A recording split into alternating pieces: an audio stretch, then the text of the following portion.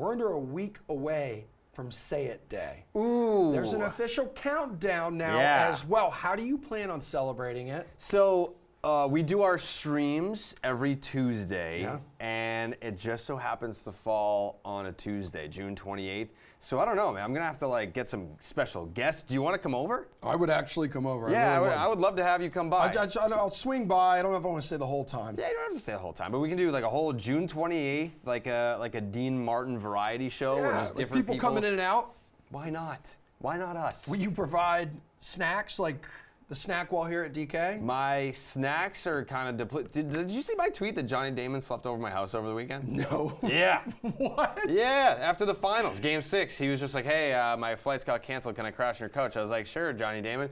And Johnny Damon slept on your couch? Yeah. No, I totally missed that over the weekend. Yeah, so my snacks and beer are not, I need to replenish. So I'll have that all taken care of before you come over. Is he as high on Nick Pivetta as you are? Because over the weekend, you're like, this is going to be an all-star season for this dude. He actually has been pitching it in the past 9 outings. Yeah, so the last 9 outings, I think he's got a 1.71, 4th best ERA in baseball, 4th best WHIP, 2nd most innings, 2nd most strikeouts. We're talking about a guy that you can't just be like, oh, if you take out the bad starts, he's had a great year. Even with the bad starts, you're looking at a low 3 ERA for a guy. I mean, when you're in the low 3s, there's a lot of guys that are having great seasons right now, like Cy Young seasons. You don't have to be having a Cy Young season to be voted an All-Star. I mean, a lot of guys, if you just pitched right before the All-Star game, there's things that get switched around. So I think we might actually see him in LA. What's been going right for him though? What changed? I don't know. So it's interesting. It's interesting with Pivetta because it's more control. But he's not. It's almost, remember Martin Perez, old friend Martin Perez? Martin Perez, when he was with the Red Sox, was throwing 96, 97. Now he's throwing 93, 94. But now he's unbelievable. He's able to control the baseball. So I think with Nick Pivetta, there's a little bit of dip in velocity. He's still walking guys, though. That's why it doesn't make sense. His last outing, I think he walked 4 batters. But that was earlier in the start. As the start goes on, he's able to control the baseball a little bit better. I think it's just, it's that, and it's also a confidence thing. In Philly, he was kind of just I don't know, do I have a job today? I'm not sure. In Boston, they were like, hey, you're our guy. You're in the rotation. And I think that goes a long way with certain guys. Jeter Downs has a job right now. It's with the Red Sox. He just called up, 23-year-old infielder, one of the top prospects in the game. Yeah. You tweeted he's the best Jeter in baseball history, not close. Yeah. How'd your mentions look after that one? I mean, a lot of people agreed with that take. I think it's one of those things where... Even Yankees fans? Yeah, I mean, when you say something that's just so obvious, what are you going to do? Are you going to disagree with that? You look like an idiot. Okay. I mean, he hasn't been great with the Woo Sox, hitting 180, right? 694 OPS. Yeah. Likely a short stint here, maybe, until Kike and Arroyo come back. Sure, but I mean, those are minor league numbers. They don't count. When Derek Jeter went to the Hall of Fame, did they list off his minor league numbers? They should have. But they didn't. No, they did not. Because they don't count. So it only counts what you do in the big leagues. And, I mean, you can't definitively say that Jeter Downs isn't as good as Derek Jeter. We don't know. You can't say no to that. You can say maybe. Can't say no. He was part of the blockbuster Mookie Betts trade. I think all players part of that deal have now all been called up. So, are you confident saying the Red Sox won that trade now, or what? What are your thoughts on that, by the way? Because it's come back now that Jeter's been called up. People are like, oh yeah, part of that Mookie Betts trade. I'm still sad about it. Okay, you haven't thought a whole lot about it. I mean, I'm not ready to declare a winner or a loser here. All right. But emotionally speaking, am I okay? No. No, you're not. I'm not okay. You haven't been okay since that day. No, I love Mookie Betts a lot. Oh God. Hey. It's a tough thing to talk about. Yeah. Because it feels like you lose a piece of you when a franchise player like that just goes to a different market, and he says, well, I want to test free agency, and then he does he test free agent? No, he gets traded to a new team, and then he's like, I love it here. Yeah. I'm going to sign an extension immediately. And listen, there are a lot of comparisons that you can draw to that situation. Yeah. I have emotional trauma. I do. I think I have a little bit of emotional trauma from that situation. Okay. I felt lied to. I felt betrayed, and Because you have the best Jeter in baseball history now as part of your team. Yeah. Outside the AL East, here we go, Manny Machado, old AL East friend and rival of the Red Sox. He suffered that gross-looking ankle injury over the weekend. Good news for him and the Padres, though. X-rays come back negative. We couldn't help but think, though, and I know you've mentioned it multiple times on this segment, the takeoff. Was this the curse of Dustin Pedroia? So here's the thing. I need to word this carefully. Yes, please I do. would never wish injury. Nobody does, dude. That's not true. That's not true. Take a peek at my mentions anytime Chris Sale comes up. That There's a lot doesn't of count. people Those that are are happy that he's keyboard not around. warriors. Like Yeah. professionals never wish harm on anybody. Yeah, sure. Never wish injury on anyone. But there's the but. But you see an injury like that to a guy that has hurt people, and it's like, well, I mean, it's not so fun, is it? I mean, you can directly point to that injury that a lot of people feel like was deliberate. That ended Dustin Pedroia's career. I think Dustin has said that himself. In the moment, I don't know. I think he tried to take some blame, but I think as he becomes more removed from it, yeah.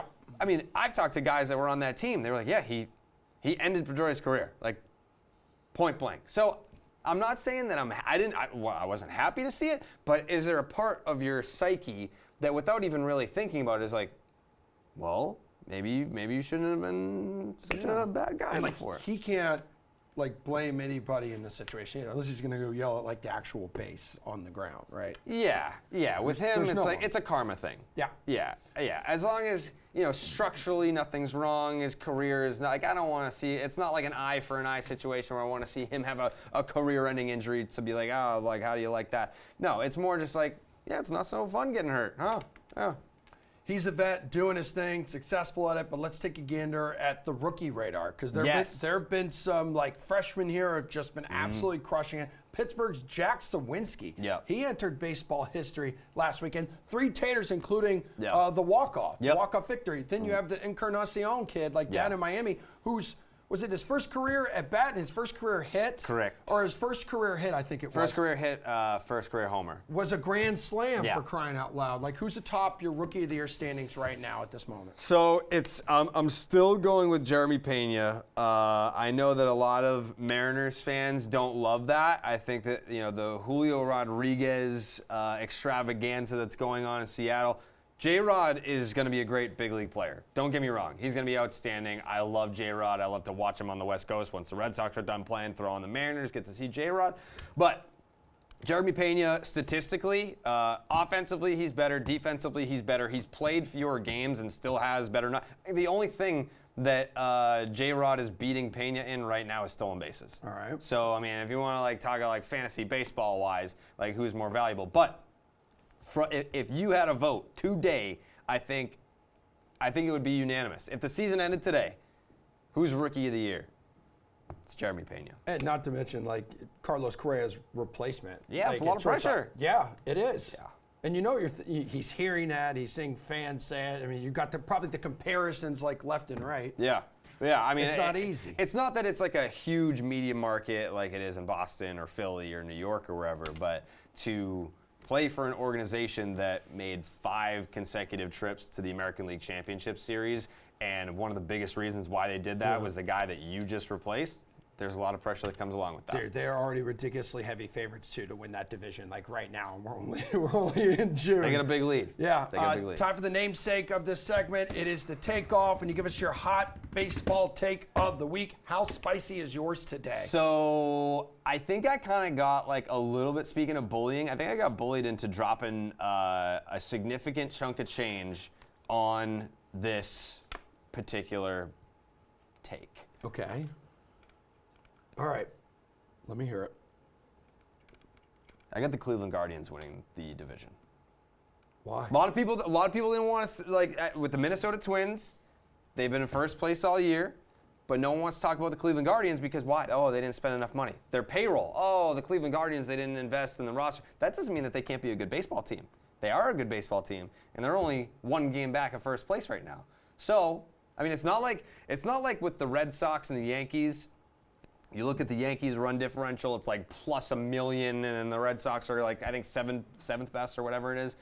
There's a big discrepancy there. There's not a big discrepancy between the Guardians and the Twins, and the Guardians just so happen to have won 6 straight series. So do people not want to believe in them? People don't want to believe in them. They don't want to believe. I mean, this team, this organization is so dysfunctional that I think they still could be a game back at first place, and they still might sell at the deadline. That's the type of ship that they're running over there. Look at this. I'm just saying, plus 380 coming into today. You're opening eyes. You're opening eyes right now. Yeah. And helping people. Join me. Join me in Cleveland. I have joined you in Cleveland, Thank my you. friend. Thank you. There we go. Thank you for joining us for the takeoff. Thank you for having me. This was a lot of fun. We want to do it again next week? Absolute I'll pleasure. be here Yeah, next week. we'll do it again on Wednesday next week. Right. Yes. Okay. Can't wait. Thanks.